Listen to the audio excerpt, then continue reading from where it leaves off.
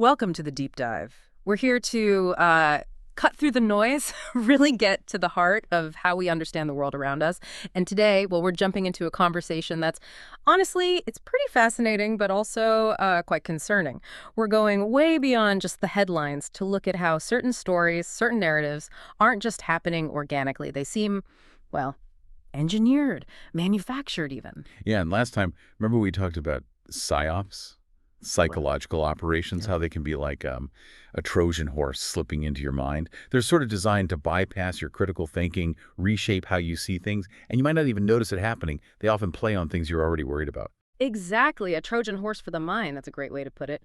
So today we're taking that lens, that PSYOPs lens, and we're applying it to a very specific discussion that's been doing the rounds. It's an interview with an American guy living over in Russia now, Joseph Stephen Rose, and this other figure based here in the U.S., Andrei Martyanov. He's often called an alternative military commentator. Now look, this isn't just two guys chatting. It really feels like a prime example of a specific viewpoint being, actively pushed out, Yeah, exported. right. Our goal here really is to peel back the layers on this specific conversation. Yeah. We want to show you the rhetorical tricks they're using, the glaring contradictions, and yeah, some flat-out factual errors. Think of it like we're giving you a guide, showing you what's really driving the message underneath, not just the words on the surface. Because what you'll find, I think, is that this isn't really analysis. It's propaganda. Sometimes it wears a think tank suit, sometimes a military expert one, but it's propaganda nonetheless. Okay, so let's start digging in. First up, let's look at Martyanov himself. How he presents himself versus, maybe, what his background suggests. He says he's a former Soviet naval officer, graduated from the Caspian Higher Naval Red Banner Academy, right? And then served in the KGB border troops. He actually corrects the interviewer, saying the Soviet Coast Guard wasn't just some patrol, it was, his words, armed to the hill. And that's really crucial context, isn't it? It often gets sort of glossed over. He positions himself now as this neutral military commentator, an objective consultant. But hold on, his background is in an intelligence agency, the KGB border troops. As he himself pointed out, heavily armed, definitely not just a simple Coast Guard. So you have to ask, how does that history, that specific training and service, line up with being an objective, independent analyst now?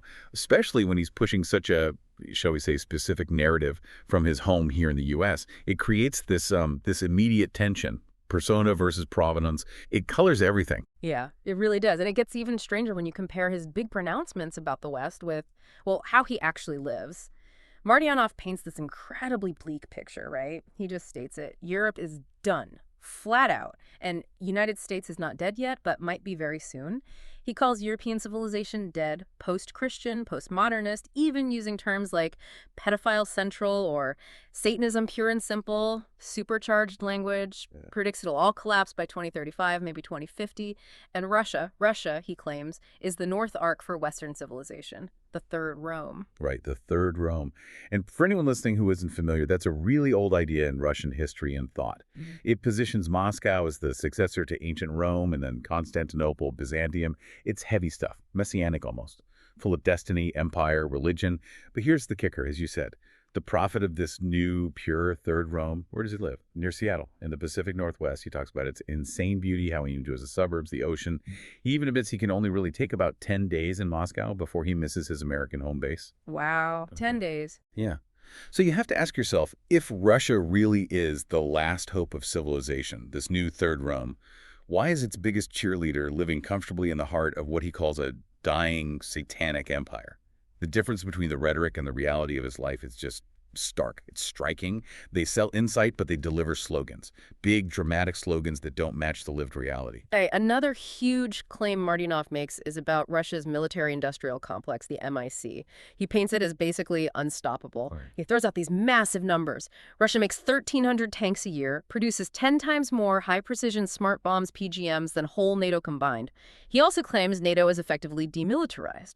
And this one's shocking, that Ukraine has suffered 1.8+ million killed. Whoa. Okay, those numbers are designed to just, floor you, make resistance seem futile. But let's just pause and think critically for a second. If Russia's MIC is truly this mega powerful, this dominant, well, why is the war in Ukraine still going on in year 3? Why is it often described as this slow, grinding advance, sometimes just 50 meters a day on certain parts of the front? That doesn't sound unstoppable. And maybe even more telling, Why are we seeing clear evidence of Russia needing to source things like drones and artillery shells from outside, from places like Iran and North Korea? If you're making 10 times the smart bombs of all of NATO, why do you need Iranian drones or North Korean shells? It just doesn't add up. Right. And then NATO is demilitarized claim. That seems to fly in the face of, well, everything we see. Exactly. If NATO's demilitarized, how did Ukraine manage to push Russia's Black Sea fleet out of its main base in Sevastopol, forcing them to move valuable ships? That doesn't happen against an unstoppable force by a demilitarized opponent. It just doesn't track. So this isn't military analysis you're hearing. It's more like, well, we've called it mafia logic before. It's about projecting power through big talk, through intimidation, not through facts or rules. Might makes right, essentially. Okay, let's shift to another theme that kept popping up. This idea of Russia as the victim, what we're calling the victim costume. Martyanov keeps saying things like, the average German, he hates Russian gods. He claims the hatred of Russia is so profound there in Europe. But he suggests Americans in general don't hate Russians. See how it shifts the blame? It moves it away from Russia's actions, the aggression, the war crimes, breaking international law, and reframes it as some kind of deep-seated, irrational, civilizational hatred against Russians. Yeah, that's a classic move. It's projection, really. Yeah. The global reaction isn't about hating Russian identity or Russian gods. Let's be clear. It's a direct response to specific things the Russian state has done. The invasion of a sovereign country, documented war crimes, ignoring international norms. So painting Russia as the victim of this vague civilizational hatred is a rhetorical trick. It's pure deflection. It lets them dodge accountability for their actions, and at the same time, it helps rally support at home by pointing to this supposed external enemy that just hates them for existing. And we absolutely have to talk about Joseph Stephen Rose's part in all this, the host. He sets it up as just an American sitting in Russia talking to this military consultant he admires. But Rose himself, well, he's actively promoting Americans moving to Russia. Right. And that's key. His role isn't just a neutral interviewer. He says himself he's a relocation promoter. He helps foreigners move to Russia. Now, doing that kind of work, especially in Russia today with its controls, it seems highly plausible, likely even, that it needs at least some level of quiet state approval, maybe even cooperation. So it begs the question, doesn't it? Can someone whose business is encouraging immigration to Russia, often using that traditional values angle you hear in state media, can that person really be seen as an independent voice? Or is he effectively part of a state-aligned project? It reminds me very much of that Welcome to Russia thing we looked at before with other creators. The financial motive, the official positioning, it really shapes the message. Okay, so we see the contradictions, the questionable roles. Let's get really specific now about the how. What are the actual techniques, the telltale signs in the language itself that signal this might be a psychological operation the PSYOP tells you can listen for? Okay, first big one, number inflation. We touched on this, but it's worth repeating. Notice those huge, totally unsupported numbers Martyanov throws around. 1.8 million Ukrainian PIA, 1,300 tanks a year, 10 times more PGMs than NATO. These aren't just mistakes, they're strategically huge numbers. The goal is to make Russia seem overwhelmingly powerful, the enemy seem catastrophically defeated. It distorts reality, aims for an emotional gut punch, fear, awe, hopelessness, rather than getting you to think logically, makes the outcome feel locked in. Yeah, it just swamps you with scale. Okay, what's next? Next is a classic, whataboutism and topic switching. You see this everywhere. If Martyanov gets pushed on a contradiction or an inconvenient fact comes up, notice how quickly he'll try to deflect. He might bring up some historical event totally unrelated or point to something the West did decades ago. Yeah. Like when he suddenly says, but look at the Huguenots. What? It's a deliberate derailment. It throws the conversation off track, takes the focus off the current issue, and makes it almost impossible to hold him accountable for his original claim. You're left scrambling. Totally changes the subject. Okay, and a third one. The third really powerful one is enemy labeling, combined with a secret knowledge posture. This is about controlling the information landscape. So on one hand, you get this constant stream of nasty labels for anyone who might disagree or offer a different view. MI6, CIA, US Ed, academic frauds, imbeciles, human trash, even pedophiles, war criminals. Just constant attacks. And then at the same time, the speaker sets themselves up as the only one telling the truth. Only we tell the truth. Other experts, they're just morons with PhDs. This two-pronged attack tries to discredit all other sources of information and make you feel like the speaker has some special secret insight that nobody else gets, makes you dependent on them. And tied into that, sometimes you see legitimacy inversion. This is sneaky. They demand something they know is impossible, like insisting Ukraine hold national elections right now during a full-scale invasion with territory occupied. Then, when Ukraine obviously can't do that impossible thing, they shout, "See? They're illegitimate." It's a setup designed purely to undermine and destabilize. Wow. Yeah, creating a no-win situation. Okay, we've covered the tactics. Let's hammer home the facts now. Let's do some quick fact checks on those big claims Martyanov made. Sounds good. Let's start with that huge number. 1.8 million Ukrainian KIA killed in action. So that figure, what's the reality check? The reality is that number is massively inflated, way off. Credible international estimates, while difficult to pinpoint exactly in wartime, put Ukrainian military deaths in the tens of thousands. Maybe low hundreds of thousands over time, but not millions.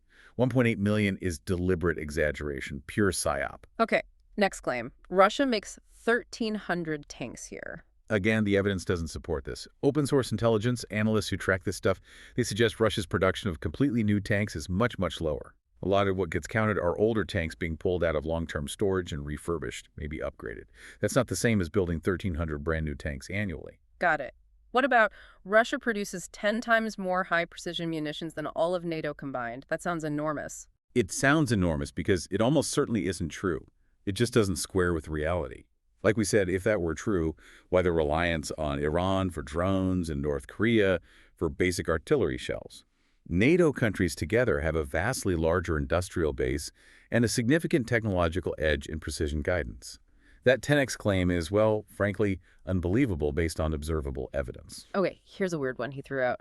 Ukraine will attack Hungary. Yeah, that one's just bizarre. There is zero credible evidence, no intelligence chatter, nothing from any reliable source suggesting Ukraine has any plans or intention to attack Hungary. It feels like a completely baseless conspiracy theory, probably designed to create friction between Ukraine and its neighbors. So distrust. And another conspiracy-like claim, Solzhenitsyn was a CIA project. No. Just no. Alexander Solzhenitsyn was a Nobel Prize-winning Soviet dissident and writer.